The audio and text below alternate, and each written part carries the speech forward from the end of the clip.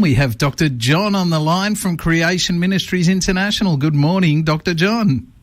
Yeah, good morning, Mick. How are you today? Oh, I'm good, thank you. Great to have you on the line. Of course, we can't look at each other on Messenger at the moment because Messenger's down worldwide at the moment. Yeah, so I hear. It's Facebook and a few other platforms too, I believe. Yeah, so Oculus is down and Instagram's down and WhatsApp is down. Yeah, it's pretty much taking a lot of people's, social media and social media communications away from them. Yes, well, look, it's a very interesting situation. Who knows what that's all about? I mean, it's amazing, isn't it? Because so many people are absolutely dependent on things. Well, they live on Facebook, don't they? Yeah, well, young people this morning, they're walking around scratching their head. Oh, gosh. Isn't it amazing how we get so dependent on technology that we find it very difficult to cope without it? Yes, absolutely. I don't know what the young people are going to do. They might not even be able to get to school on the bus or anything. They won't be able to meet their friends. Oh dear. Well, if they want to use their phone right now, best thing they can do is use the SMS line and send you questions, Dr. John, 0401949949. Wouldn't that be good if we got inundated with questions, Rick? Yes, absolutely. Now, Dr. John, what are we talking about this week? Well, look, there have been a couple of really great articles, and there was a terrific one in Science Alert that follows on from what we've been talking about, because you know how we've been talking about in recent weeks how man was created to work and to till the soil. Mm-hmm. And we said that the Bible's history is very different from the secular world's history. Mm-hmm. And the secular world believes that man began as a hunter-gatherer and only developed farming methods later.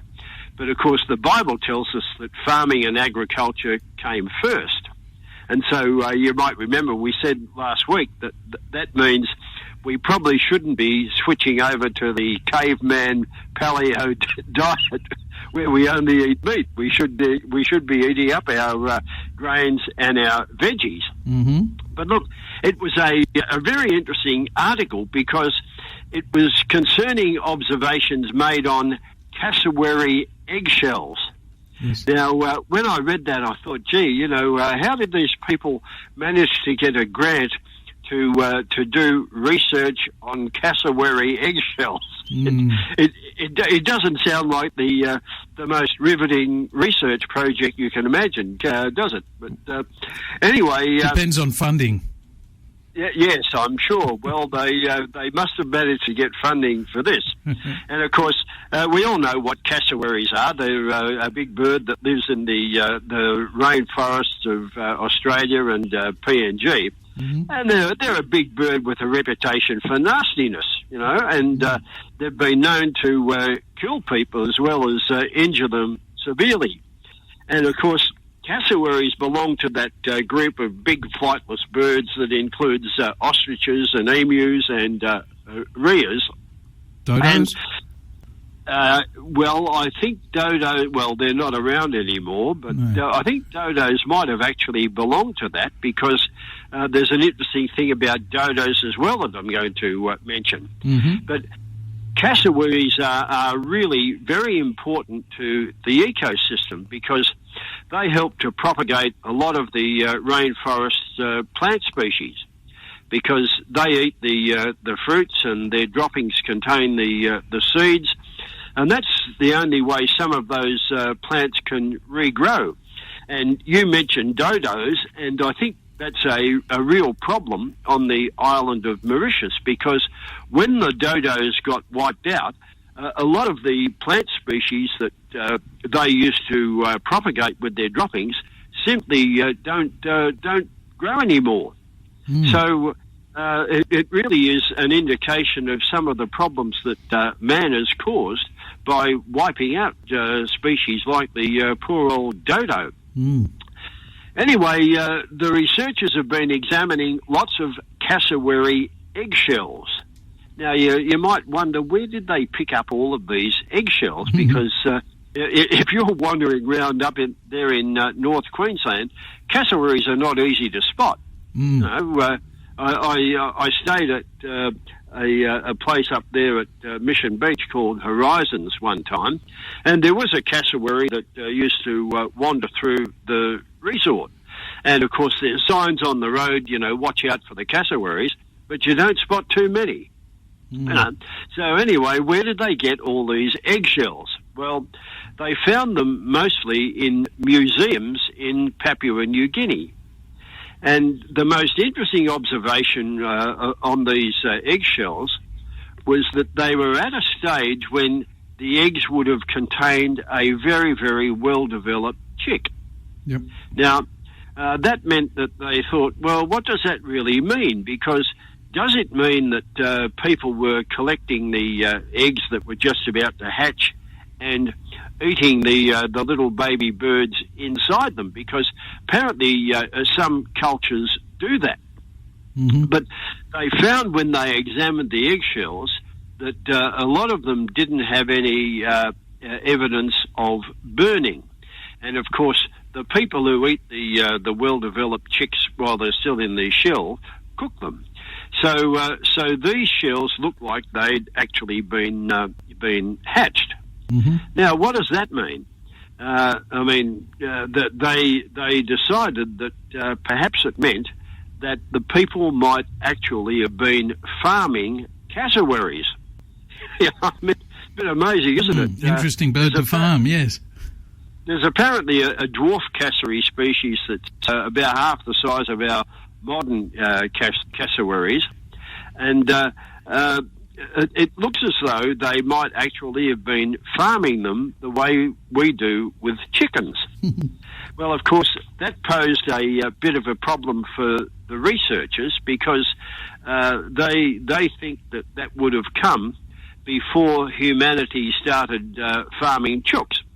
And they believe that chook farming started back about 10,000 years ago, but the people who farmed the cassowaries supposedly were many, many thousands of years before that. So I don't think it would have been very easy domesticating cassowaries, and I don't think it would have been very easy, farming them like you do chooks, because I've stayed on emu farms before, and the emus just drop their eggs out in the open anywhere. They don't go and lay a clutch like chooks and ducks do and then go and sit on them and incubate them. And if you're running an emu farm, what you really have to do is go and collect the eggs and put them in an incubator so that you then get all of these emu chicks. And, of course, if they're going back beyond 10,000 years, then quite clearly they wouldn't have had too many incubators around at that time. Yes. So they couldn't have been doing that. Not, of course, that Creation Ministries, we would take any notice of that time frame, because we would say that none of the eggs could be older than about 4,000 years maximum. Yeah.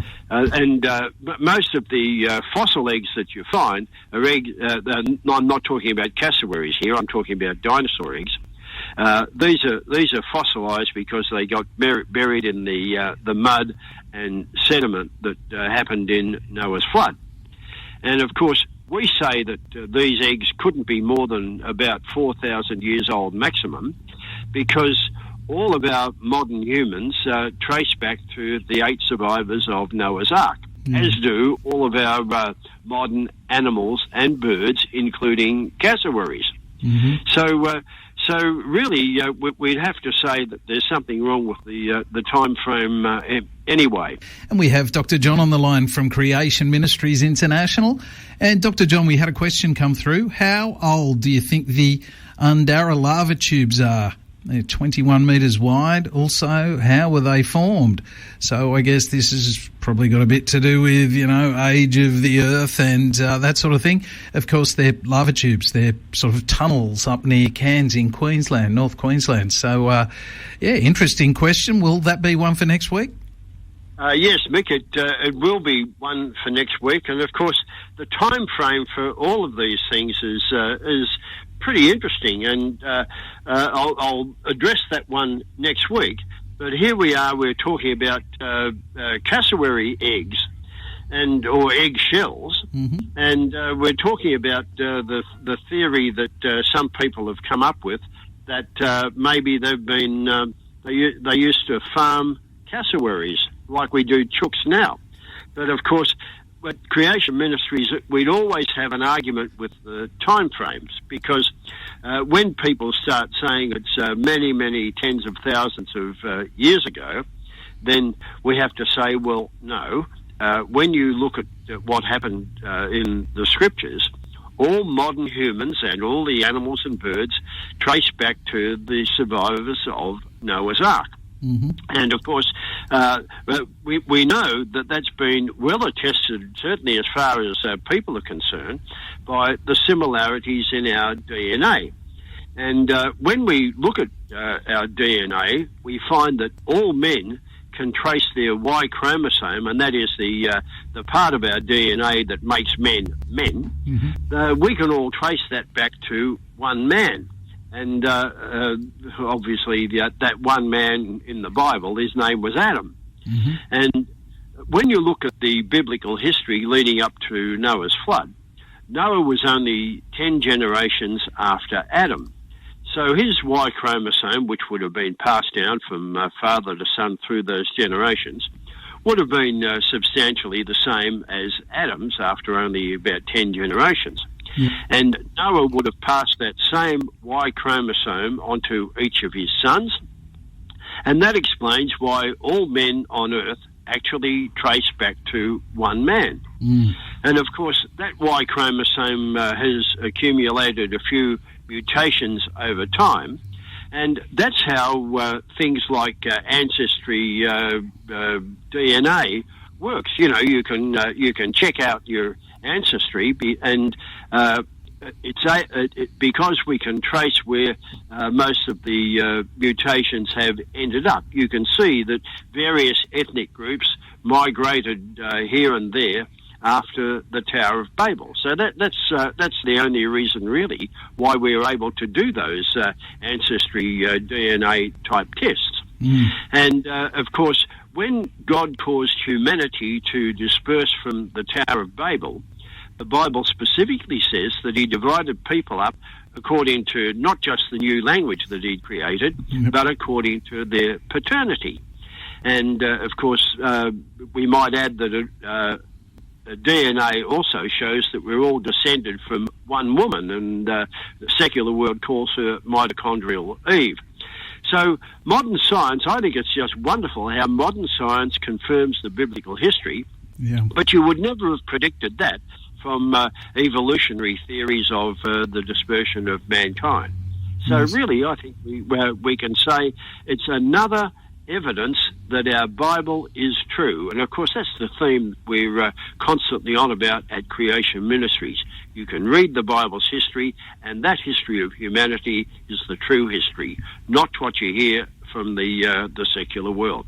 Absolutely. We're with Dr. John on 94.9, and that was Dr. John and me not being able to see each other, having a bit of a chat, because, of course, Facebook's down, Instagram's down, WhatsApp's down, even Oculus is down. There's major issues with social media this morning, and Dr. John and I can't look at each other. That's it's a bit of a pain, Dr. John. Mick, it's amazing because as our listeners probably realise that if we go back a couple of months, I would normally go down to the studio. We'd have a chat in the studio. Yeah. But over the last 10 weeks with all the lockdowns, we've had to do it by phone and by using Facebook Messenger, so that we can see each other, and it's almost as if we're sitting in the studio. But now that we don't have Messenger, it's very, very difficult, because all we've got's a telephone. Yes. We're flying blind, Mick. It's very, very difficult and very, very interesting at the same time. It's like the olden days, Dr. John. How did they ever do it? I don't know. I mean, how dependent we are on modern technology and all our modern communications media. It's you almost feel disabled, don't you? Yes, absolutely. Yes. I can only imagine how all the young people are feeling this morning without Facebook. Gosh, how are they going to survive? Yeah, but Dr. John, you've been in a submarine before, and I don't think your communications were particularly good in there either, were they? No, they weren't. Oh yeah, I can always revert back to the olden days, Mick, and sort of survive that way. But look, we were talking before about some of the great articles that have been appearing in the news over the last week or so, and we talked about the cassowary eggs and how people might have been farming cassowaries like we do chooks. But there was another great news item, and this was on the ABC on the weekend, and I was really taken by this one because it was about the imminent collapse of the cliff face near Anglesea in Victoria. Now, that's near the 12 Apostles, isn't it? Sorry? It's sort of near the 12 Apostles? Yeah, well, it's a little bit... I'm trying to get the direction. It's a bit more towards Corio Bay and Port Phillip Bay than the 12 Apostles, which are along that stretch. But, yeah, it was reported by the ABC on the weekend, and there was a great photo of this long crack along the cliff edge at Anglesea. It's a place that's fairly popular. It's called Demon's Bluff. Yep. And it's about a 2-kilometre stretch of coastline, and the locals have been observing this crack developing for a couple of years. But it's getting wider and wider, and the local council have decided that they're going to have to close the stretch of beach below it in case the cliff collapses on anybody below. And if you have a look at the photo that the ABC had along the cliff top, it's only a couple of metres from a pretty popular walking track. So I think they've had to close that as well. Yes. And they haven't really been able to work out what to do with it because, there were thoughts of trying to blast it and make sure the cliff face did fall away. Remember, they tried that with the Skillion up here a few years ago, and it didn't work. And I think they're a bit reluctant to try it down there in Victoria because the township of Anglesea is not all that far away, and they just wonder if it might extend all the way into town if they started interfering with it. So, it's a very, very interesting situation. Yeah. But what took my eye was the age of the cliff face. Yes. Now, they said, according to the article, that it was 20 to 30 million years old. Now, you mentioned Anglesea being down near the Great Ocean Road. Well, yeah, it's actually near the start of that coastline that the Great Ocean Road travels along. Yes. So presumably if they think this cliff at Anglesea is 20 to 30 million years old, then so is the coastline all the way along there, along the Great Ocean Road. Yep. And we've talked about that before on this program, and I've mentioned how I used to go to school on the train in Melbourne. And the old train carriages were decorated a bit, not quite like they are these days. You know, you get into a train or tram now, and you get plastered up on the wall the train routes and the tram routes and all of that sort of stuff. But back in the old days in Melbourne, the train carriages had some nice framed photos decorating the walls. And one of the popular ones were photos of some of the structures along the Great Ocean Road. In particular, one that was called London Bridge, and as you mentioned, the structures that are called the 12 Apostles. Yep. They're sedimentary rock outcrops that sit out there in the ocean. Mm. Well, of course, again, we've talked about this on the program this morning, and since the time that I went to school, that structure called London Bridge has collapsed into the sea. That fell into the sea in 1990, and there were a couple of people standing on it at the time, and they only just managed to escape towards the sea when it collapsed. Mm. And they were standing on a rocky outcrop, and they had to be rescued by helicopter. Mm. And then in 2009, one of the 12 Apostles, one of those rocky outcrops sitting there in the sea, that collapsed as well. Mm. And here we've got this cliff face in Anglesea, and what really took me about the time frame is this supposed 20 to 30 million years. Mm. Now, isn't it absolutely amazing that here in our lifetime, all of these things could be collapsing, and they're supposedly 20 or 30 million years old. Yeah. You would imagine that if they were going to collapse, there might be a couple of million years between the various things collapsing. Mm. But no, here we are in the space of only a couple of decades, all of this sort of thing is happening. Mm. And, of course, it's not just Australia. It's happening all over the world as well. Rock arches and things that have supposedly been there for millions of years are collapsing. I don't know whether you ever saw one in New Zealand called Elephant Rock. Did you ever see that one, Mick? I've seen pictures of it, yeah. Yeah. Well, in 2016, the elephant's trunk and head fell off. You know, and there've been things happening in America and in the Mediterranean of all of these arches collapsing. I mean, even on the Central Coast, we've got Womberall Beach, where an expert only a week ago said he thinks the best option is not to build a seawall because that's a very short-term venture. He believes council or the government should be buying the properties back, and our beach should just keep pushing in because erosion won't stop. And here's people, you know, only a few decades ago going, let's build houses down there. Beautiful spot for it. They'll be right. So they're really not right.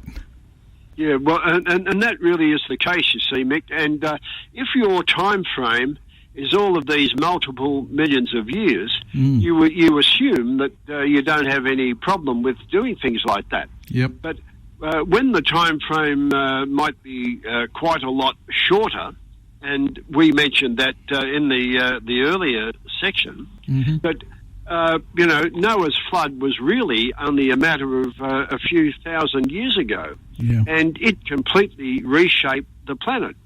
And if you get your time frame wrong, which the whole world seems to be doing because they believe in these long ages and evolution, if you get that time frame wrong, then you're going to make some very, very serious mistakes. Yeah. And that's what they're making down there in Victoria, and also here on the Central Coast in Womberall. Yeah, absolutely. Wow. I mean, it's interesting, and you can see how we really will be affected in the short term. And of course, they're looking for excuses. Hey, it's environmental, it's change. It's human change. We've caused it and all this sort of stuff. Instead of saying, hey, the earth isn't that old. Things are happening each and every day, and they're happening a whole lot faster than we expect. Everything's going to get blamed on climate change, whereas really it's because we really don't have the right slant on the age of things. Yeah, yep, absolutely. Dr. John, another very interesting week. And we do have to ask everybody to keep sending your questions in, please, to 0401 949 949.